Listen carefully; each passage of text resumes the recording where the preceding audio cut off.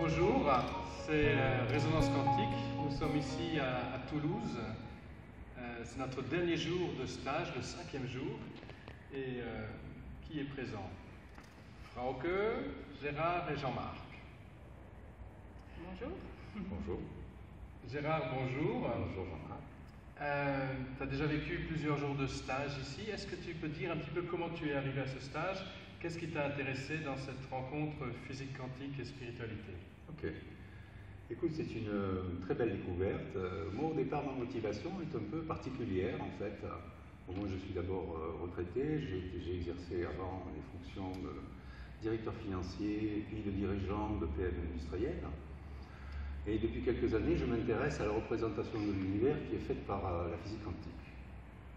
Et donc, cette représentation, qui date maintenant d'un siècle, et dont on n'a quand même pas encore vraiment tiré toutes les conséquences, sont très intéressantes.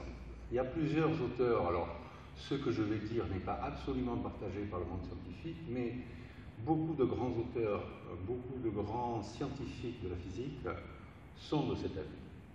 La première chose qui apparaît, c'est l'influence de la conscience, c'est-à-dire que parmi toutes les étrangetés de la physique quantique apparaît à un moment donné l'influence de la conscience. L'observateur va modifier le résultat de l'expérience. Et le premier qui parle de ça, enfin je crois un des premiers, qui est un grand mathématicien de génie, qui s'appelle von Neumann, il appelle ça l'effondrement de l'onde quantique. C'est-à-dire qu'à un moment donné, il y a une superposition de possibilités, il appelle ça une superposition d'états, et dans cette superposition d'états, à un moment donné, qui sont donc dans l'incertitude, c'est-à-dire qu'au départ, on ne sait pas prévoir quel est l'état qui va émerger de cette superposition d'états. Eh bien, ce qui va émerger, ça va être l'influence de la conscience qui va le faire émerger. Voilà, ça c'est John Neumann, et c'est en 1930, hein, c'est pas d'hier. Oui, c'est près de 100 ans. C'est pas d'hier. Qui le dit? Bon, après, d'autres vont suivre avec leur intuition propre. David Bohm, lui, va avoir des intuitions encore plus larges. On ne va pas tous les citer, on ne va pas rentrer dans tout ce qu'ils ont dit, parce qu'on n'est pas là pour ça. Voilà. Après, il y a des gens aussi qui sont allés plus loin, c'est-à-dire que non seulement ils ont accepté que la conscience avait cette influence sur la réalité, mais également ils ont été plus loin. Ils ont dit que notre cerveau avait des capacités quantiques, et que donc les phénomènes que nous observions d'intrication, ça veut dire c'est le fait que deux particules qui ont à un moment donné interagi ensemble restent indéfiniment corrélées. Donc il y a des gens qui sont allés plus loin et qui ont dit que non seulement nous avions effectivement une influence sur la réalité, mais ça allait beaucoup plus loin. Et que effectivement la conscience était quelque part, pouvait accéder quelque part à cet ensemble de champs qui sont des champs d'énergie et ultimement des champs d'information. Donc c'est un petit peu cette représentation de l'univers qui m'intéressait. Et puis à ce moment-là, il y a aussi, de manière beaucoup plus récente, un physicien, un scientifique qui s'appelle Philippe Guillemant, qui a écrit un livre qui s'appelle La physique de la conscience, où lui va encore beaucoup plus loin. Et voilà, et c'est tout ça, donc finalement il va encore plus loin, parce que d'une part, non seulement évidemment il y a une influence de la conscience sur la réalité, à travers cette communication entre la conscience et les champs d'information, mais il va encore beaucoup plus loin, parce que lorsqu'il parle des lignes temporelles, lorsqu'il explique que quelque part le futur va rétroagir sur le présent pour l'orienter vers le futur qui est en train de se décanter. Si je traduis facilement, ça veut dire que pour changer notre réalité présente, et on peut le faire par la conscience, on influe sur le futur qui va revenir, c'est ça. Alors ça fait un petit peu compliqué, mais en fait c'est ce dont on fait l'expérience dans nos stages aussi. Voilà, donc en fait, je ne vais pas continuer à expliquer, c'est très intéressant, mais c'était ça ma motivation, parce que donc d'abord c'est quelque part admirable, je dirais, cette représentation des choses. Ça veut dire que quelque part l'univers est intelligent et nous communiquons à cette intelligence. Et donc, ce qui m'intéressait dans cette approche, donc quand même, Philippe Guillemant, il dit encore deux, trois choses très importantes. Donc, la rétrocausalité, il dit des choses aussi très, très remarquables, du type, eh bien, quand je veux changer de ligne temporelle, il faut que je change à la fois le passé, le présent et le futur. Hein, c'est tout qui change, même si ça paraît contre-intuitif de dire que le passé va changer, puisque dans l'esprit de tout le monde, le passé il est figé, on n'en parle plus, c'est fini. Mais non, c'est pas vrai. Parce que le passé, c'est de l'information. Et donc l'information peut changer également dans le passé. Tout à fait. Et voilà. Donc, bref, cette capacité à être dans un espace où il y a, c'est d'être d'une manière intriqué, c'est le nom qu'il donne, c'est être intriqué, à la fois dans l'espace. Ça veut dire que dès que je le veux, je peux me connecter à quelque chose avec lequel je suis déjà connecté. Mais simplement, mon intention et ma pensée fait que je me connecte. Et deuxièmement, si je peux le faire dans l'espace, je peux aussi le faire dans le temps. Je peux quelque part aller chercher des informations qui sont dans le passé, dans le futur, tout à fait. Voilà. Donc ça, c'est un peu long. Hein, non, c'est très très clair. Et en fait, c'est un petit peu ça concrètement dans le stage. Voilà. Alors, donc moi, je cherchais, je me disais, c'est magnifique ces représentations, mais est-ce que concrètement, je pourrais trouver quelque chose qui me fasse expérimenter ça? Et qu'est-ce que tu as trouvé?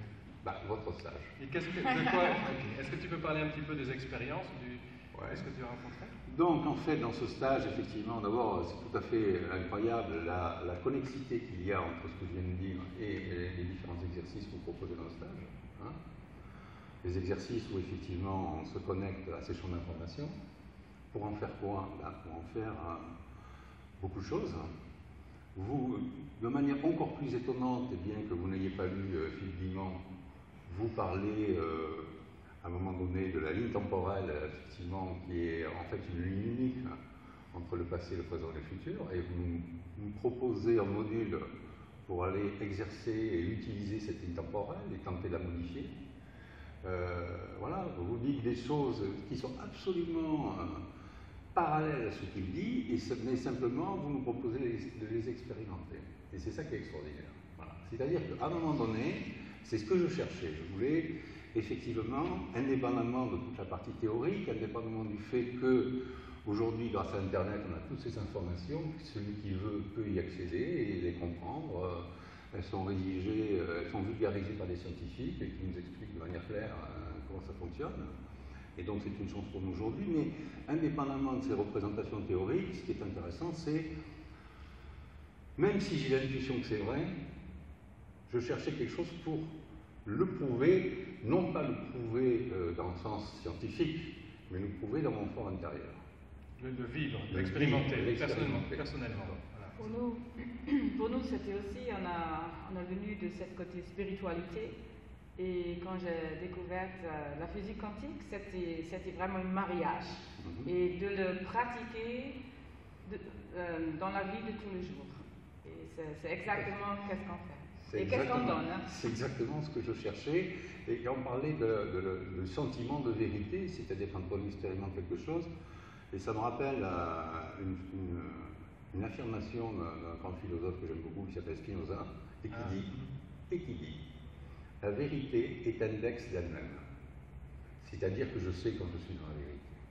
D'accord. Okay. Je n'ai pas à le démontrer, je sais que je suis dans la vérité. Voilà. Donc, c'est exactement ce que vous proposez. Vous proposez d'expérimenter ces modèles théoriques, qui sont, pour l'instant, en tout cas celui de Philippe Guillemont, loin d'être acceptés par la communauté scientifique. Mais ce sont des gens qui travaillent avec leur cerveau gauche, principalement, mais qui, pour certains, ont aussi un cerveau droit. C'est-à-dire qu'en fait, très souvent, ils partent d'intuition pour démontrer quelque chose. Voilà. Et donc, de la même manière, moi, j'avais l'intuition que je pouvais expérimenter ce qu'ils disent. Et c'est ce que j'ai trouvé chez vous. Voilà. Oui, juste en fait. Non, en fait, moi, il y a des choses que je ne savais pas aussi précisément que tu les as formulées. Mais en fait, toutes ces un petit peu théories, c'est ce que les scientifiques ou certains scientifiques ont découvert, ça a des applications très concrètes dans ma vie personnelle. Absolument. Hein, sur les situations de vie que j'attire, sur les projets que je souhaite réaliser, absolument, sur les choses qui ne sont pas tout à fait en harmonie.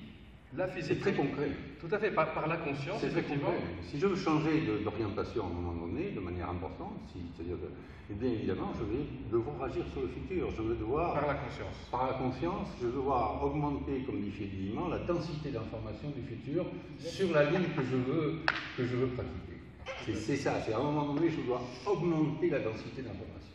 Et donc, c'est par la conscience que je vais le faire. C'est par l'intention, la conscience forte. C'est la conscience et le cœur. Et le cœur. Hein, c'est vraiment on travaille à partir du cœur. Tu veux dire un petit peu quelque chose sur la conscience et le cœur qui travaillent ensemble. Oui, en fait, nous avons tous en nous cet espace, on dit que c'est un espace sainte, créatrice du cœur. C'est le chant cohérent du cœur. Et c'est le cohérent du cœur. Et c'est là, on peut vraiment accéder à tous les moments, à tout l'espace dans l'univers et encore plus loin. C'est à partir de notre conscience, mais dans cet espace du cœur. Là, on change et on co-crée notre réalité. Tout à fait. C'est ce que vous m'avez montré pendant ce long week-end. Hein. Et en fait,